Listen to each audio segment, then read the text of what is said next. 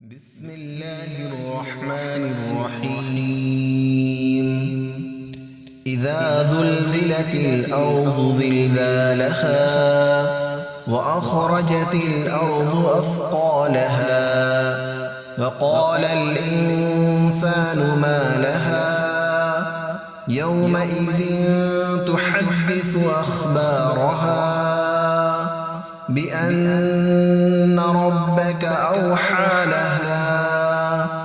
يومئذ يصدر الناس أشتاتا ليروا أعمالهم فمن يعمل مثقال ذرة خيرا يره ومن يعمل مثقال ذرة شرا